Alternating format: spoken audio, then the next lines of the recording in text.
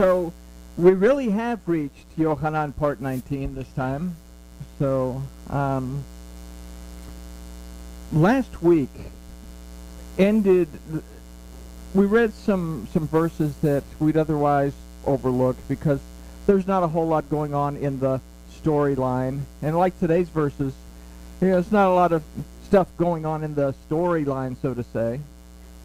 But if we look at it that way, then we miss out on some very important things. But something we didn't really consider in a lot of detail was the fact that after the people wanted to make Yahushua king, they wanted to make a physical person a king, he withdrew to the mountains by himself. Okay? And what I want to kind of think about is when we try to make something in our physical lives king, Yahushua withdraws from us. Okay? Redemption withdraws. And I want you to hold on to that as we go into this lesson, because this lesson puts the Talmudim by themselves getting into a boat at night and being way out in the middle of the Sea of Galilee before they even see Yahushua, who's already somehow where they were going to start with. But he's already there, and they're sitting there trying to make it there in a quandary of fear and everything else that's going on with the waters doing what they're doing. So, any questions? All right, well, grooviness has been achieved, and thank you. No. Okay. All right, so let's talk to our Elohim, and we're going to consider chapter 6 of Yochanan, 16 through 21. And I think these impacted me quite a bit, because this last week my brain has been just scrambled eggs. And yesterday was the worst ever, because a lot of irons in the fire, a lot of brain conflict, because I can do all things through me who strengthens me. Yahushua's in the mountain because he's withdrawn, because I'm looking for a physical king, so to speak, right? So let's talk to our Elohim, and let's take a look at these very interesting verses. Father Yahuwah, thank you that you're present in our lives. Father, help us to be able to see you, to feel your presence, to hear your voice, and to depend on you. Father, that when we Shema, that we recognize that you prevail in our lives. Father, for this lesson, open our eyes and open our ears and open our hearts, that we can see, hear, and understand what your word tells us. And we thank you for it. In the name of Yahushua. Amen. All right, so there wasn't a whole lot of fluff in the beginning. We'll kind of recap a little bit what we considered over the last two lessons, but not a whole lot. We start straight in with verse 16. It says, "And when evening had come, his Talmudim went down to the sea." So Yahushua's up in some mountain somewhere. They're by themselves. They're going to go in the evening time to the sea. So before we look into this verse, let's reconstruct the Hebrew of this verse, beginning with the first phrase that says, Vayehi le'at erev. Vayehi le'at erev. We're not going to get what we read in English, and we're not going to get what the Greek interpretation is going to tell us. So when we look at these verses topically, we're going to miss a whole lot. So this literally says, to be evening time. So let's look closer. The word yehi finds its root in haya, that aside from to be means to exist in the present. We have haya, to exist in the present.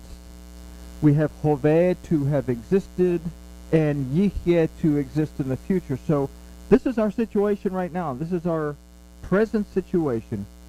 Okay? The word le'at comes from the root et, that means time, as it is associated with experiences and occurrences. So this is the time that we remember this that took place, the time that we remembered that party, or the time that we remember that trip. So some experience or occurrence is related to this. The root of this word is ad, that represents a continuance or a perpetuity of time. So something that happens over and over and over. So the first time that we see the letter ayin as the root of a word in the Torah is in Bereshit 1:5 in the word erev, that means evening. Now, evening is an interesting period of time. It occurs between the light and the darkness. The morning comes, it's bright, it gets darker, and then there's this period of time where we can't tell if it's light and we can't tell if it's dark. It's like you're looking at the yellow school bus. Is it really yellow or is it orange? And then it gets dark. So it's that period of time where perception's important. So before we formulate any ideas, let's consider the main questions from the last two studies, which discussed the feeding of the 5,000 and the desire of the people to make Yahusha king based on what they had seen. And what we said is, well, they saw all this stuff and they wanted to make him king. The question is, did they listen to anything that Yahusha actually had to say? So before we formulate, let's consider these two things, because we asked two questions. Whose authority are you dependent on?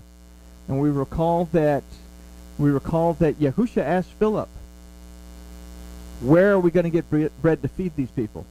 Out of the blue. And then Philip's mind starts to freak out, saying, wow, not even 200 denarii worth of whatever will buy enough for all these people. But Yahuwah says that Yahusha already knew what was going to happen. And we know that Yahuwah already knows what we need before we even realize that we need it. So this is, whose authority are you dependent on? 200 is the resh, the letter resh, the numerical value of resh, that represents authority. So whose authority am I looking at? And then, what prophet are you hearing and following? And in this we considered that they saw the things that Yahusha had done, and they called him that prophet, and they wanted to make him king. So we looked back into Devarim at two examples of that prophet. The one that comes up with some off-the-wall doctrine that Moses says, if you follow this person, you're going to be put to death, and that prophet's going to be put to death because he's going to lead you somewhere you don't need to go. Then he also said that there was another prophet that was the prophet that is like me, that's going to teach you the Torah, and that's going to help you to hear the Father. He's going to be full of the Father, and he's going to follow the commandments that the Father puts in his mouth to speak. So we considered these questions, and I have this line blackened in for a reason, because I want us to really remember this as we go through this. We consider these questions based on our willingness to behold or pay attention to the Word and the Ruach of Yahuwah.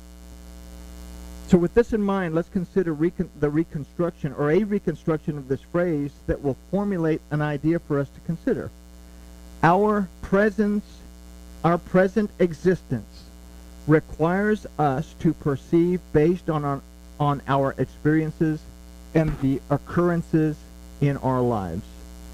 Our present existence requires us to perceive based on the experiences and occurrences in our life. The stimuli that affects our senses is what we base our plans on, okay? We have a catastrophe that takes place. The first thing, it's an experience. What am I going to do? Okay? So do we see light or do we see darkness? Positive or negative? So let's now consider the second part of this verse that again in Hebrew says, Vayalahu talmadiv al chayam ve yeredu. that is translated in this verse as his Talmudim went down to the sea, the word used for went is yalach, that aside from went also means to walk or a way of life. The word talmid means more than a student or a disciple. It refers to one who learns and seeks to apply what is learned.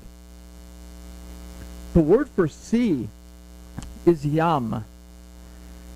So we have to understand what is the ancient understanding of this. The Paleo-Hebrew of this word tells us that it refers to something that is unknown. The word yared means to go down. This word can also mean to be brought down, as well as to fall down.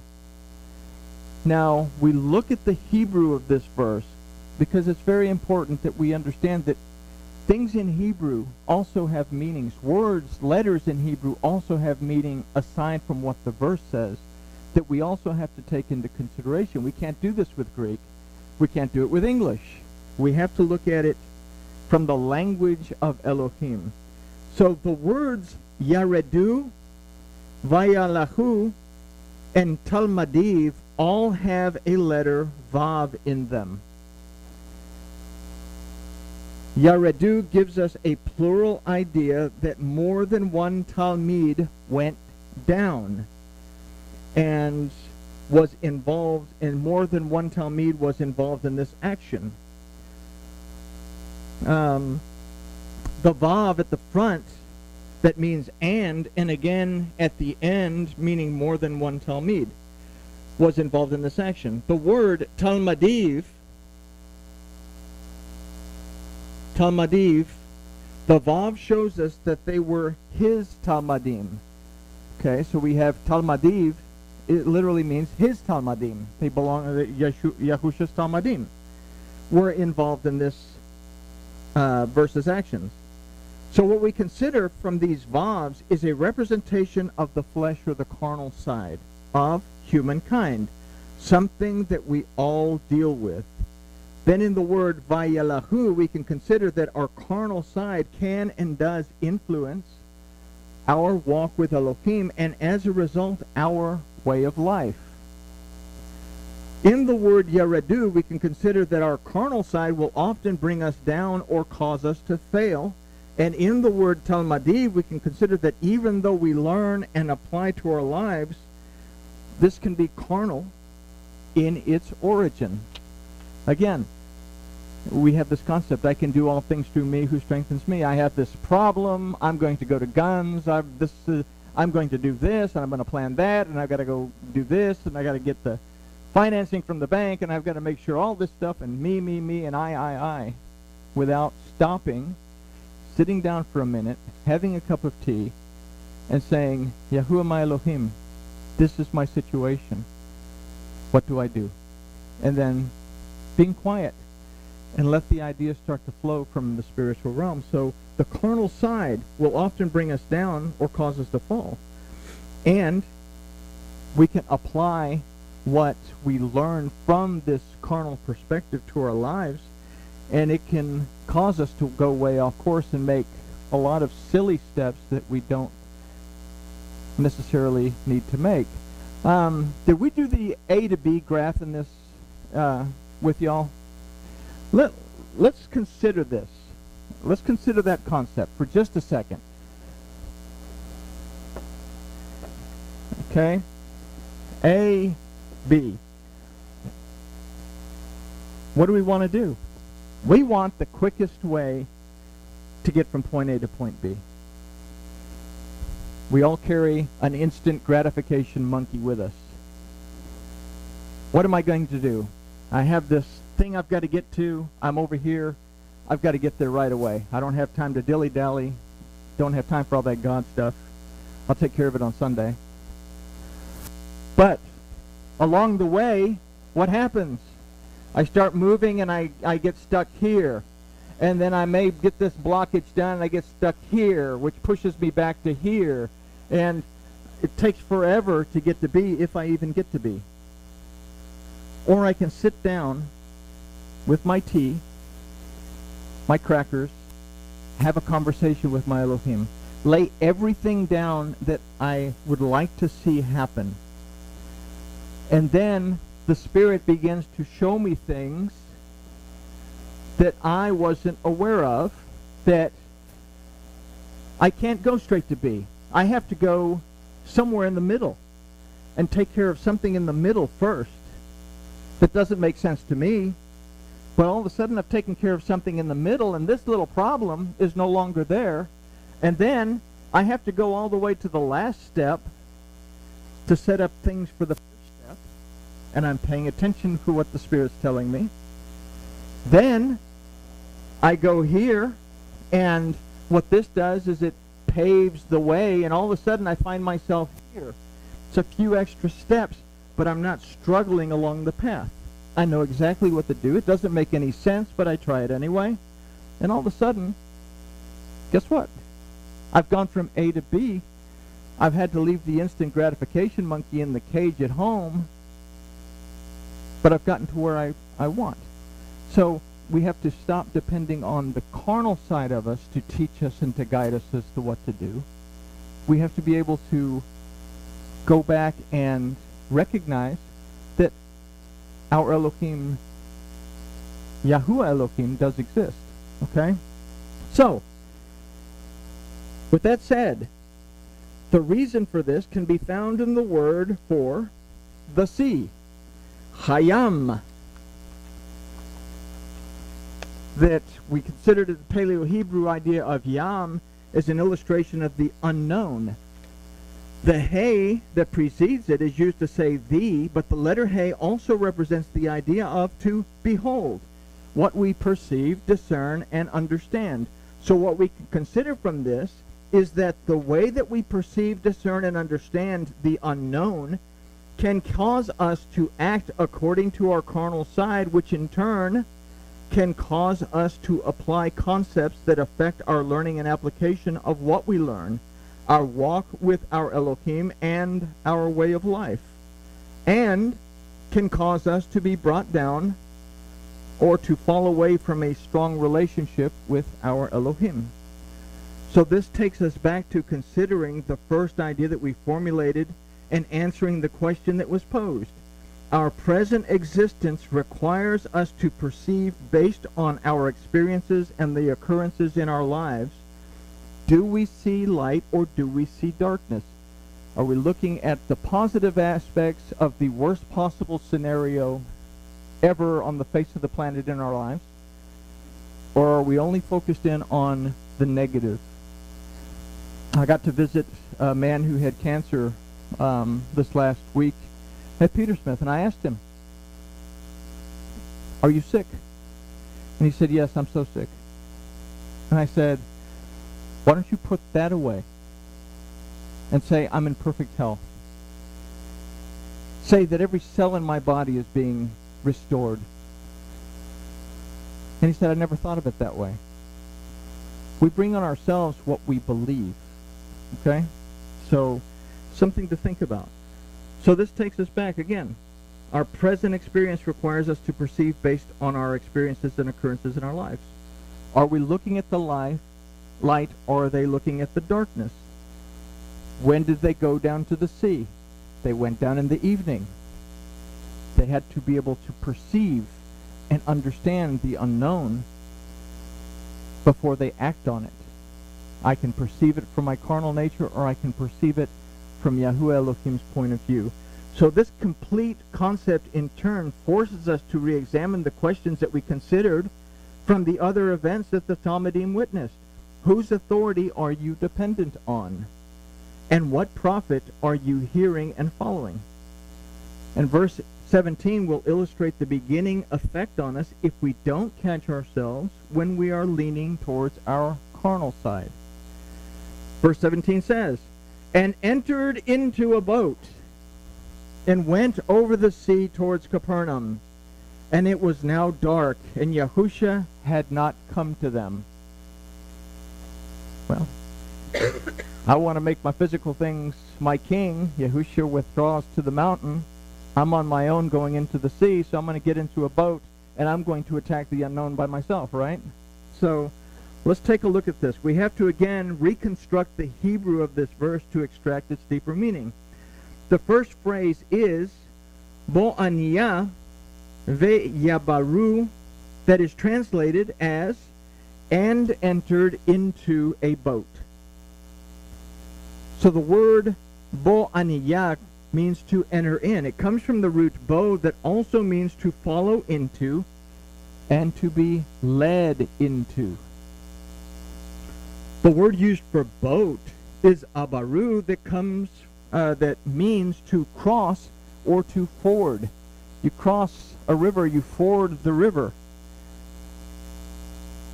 The root of this word is abar, that means to cross over, but it also means to alienate and to transgress. So in this we can consider an idea of following into or being led into transgression and alienation. And this we can consider is the first phrase, or the first phase of leaning on our carnal understanding, as mentioned in verse 16. So let's consider the Hebrew of the phrase, and went over the sea towards Capernaum. Al-Aber Hayam al-Kefer Nahum. So the word al means toward or in the direction of. So we can consider this to be where we are following or being led towards. We're following or being led towards a certain direction. And we consider that abar meant not only to cross over, but to alienate and to transgress. So what are we being led towards, and what are we following if we're dependent on our carnal side and we don't take time to understand that Yahuwah Elohim exists in our lives? We don't Shema Yisrael. We don't perceive, discern, and understand that Yahuwah, our Elohim, is greater than we are. And that in every aspect of our lives, Yahuwah Eloheinu, in every aspect of our lives, that He is our mighty one who has the authority not just to be our judge, but He has the authority to redeem us, to pull us out of the slavery that we allow ourselves into, deliver us out of the situation that we've caused by it, restore us into a good, healthy, sound state of being, heal us from the damage, and bring us rest so that we can go back and be led into it or follow it into it again. So this takes us back, or let's go back here. What we can consider is that the way that we perceive, discern, understand the unknown can cause us to act according to our carnal side, which can in turn cause us to apply concepts that affect our learning and application of what we learn, our walk with our Elohim, and our way of life, and can cause us to be brought down or fall away from a strong relationship with our Elohim. So this takes us back again to considering the first idea that we formulated and answering the questions. Our present existence requires us to perceive based on our experiences. So this is what we considered in verse 16. What's happening in our lives is what affects our decision to either depend on Elohim or depend on ourselves. So going back to 17, okay, we're down here with Aber, that meant to alienate or transgress. The name Capernaum, okay, because they're on their way to Capernaum. The name Capernaum, meaning village of comfort, comes from two words. Kefer, that aside from village, comes from the roots kafar, that means to cover or to conceal. This word can also mean to condone or to placate. For reference, this word also means to atone for. The word Nahum means comfort, but comes from the roots Naham, that means to repent, to console oneself, to regret, to be sorry. So in these definitions, we can consider the act of comforting oneself by concealing the need to repent, to be sorry, or to show regret. The idea that we can formulate at this point is that leaning on our carnal understanding will lead us to following into or being led into transgression and alienation from Elohim, And if unattended, we will attempt to condone or placate our actions through the act of comforting ourselves by concealing the need to repent, to be sorry, or to show regret. I'm sure nobody's ever done that. I've just made a blunder. Not a blender, a blunder. I have just really screwed up my situation. So I try to cover it up and I try to make it the best that I can. Oh, everything's okay, really, trying to hide it behind. Ish and Isha ate from the tree. And then they fashioned girdles of fig leaves to hide behind. The fig leaf represents prosperity, wealth. They were hiding their transgression behind their pride, so to speak. So, if we can understand this concept, then the balance of the verse will make sense. And it was now dark, and Yahusha had not come to them. Where do we end up? We're not in the light. It's dark. Our perception has not allowed us to see the light. It's allowed us to see the darkness. And in the darkness, well, we can't find any redemption, deliverance, and restoration that comes from Yahuwah because we're not calling out to Yahuwah because I can do all things through me who strengthens me. So we're not calling out to Yahuwah, the light, or Yahusha, the light of Yahuwah. It was now dark. The light that separates us from the darkness is Yahusha, the redemption, deliverance, and restoration of Yahuwah. That is not present when we are acting in the dark. Yahusha had not come to them. So we move to verse 18. That is really, really a fun verse in Hebrew. Here's the English interpretation of the Greek.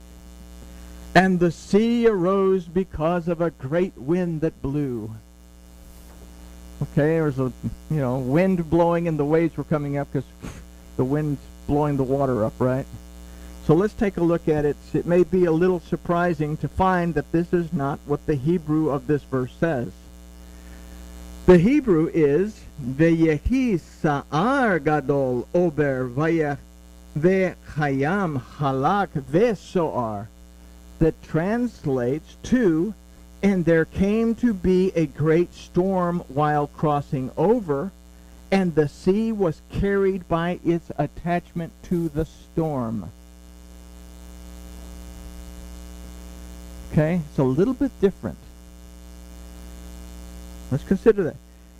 There came to be a great storm while crossing over, and the sea was carried by its attachment to the storm. So in Veyehi, meaning, and there came to be, we can consider our existence in our carnal state of being. The word for storm is sa'ar, that can also mean to be fearful or to be afraid. The word for great is gadol, and it is in this word that we see the gimel for the first time as the root of a word in the Torah at Bereshis 1:21, where he made the great sea serpent. Not creature, not fish, not whale. Is Tananin means serpent, literally. That in the waters is this great thing that we can make this choice to either build a relationship with Elohim through his word or to crawl on our bellies like the serpent. And it's a reference to the letter Tet in that you remember the letter Tet that is composed of the Zion and the Vav bowing before the Zion, that we seek our Elohim through his word. We seek the protection, nourishment, and rest that comes from Elohim through his word. Or it also gives us the choice to crawl on our bellies like the Nachash and eat the dust of the ground and live our little carnal existence temporarily and be happy with it. So, but the first time that we see Gadol, or the Gimel as the root of a word, is in Bereshis 1:21. Gimel represents, among other things, prideful arrogance. Represents stability. It represents wealth, but it also represents pride, arrogance. Whose wealth and whose stability am I depending on? The word for crossover is over, that we considered from the root abar, that also meant to alienate and to transgress. And in the word for and the sea, vechayam, we can consider an idea of our carnal perception, discernment, and understanding of the unknown based on the vav that's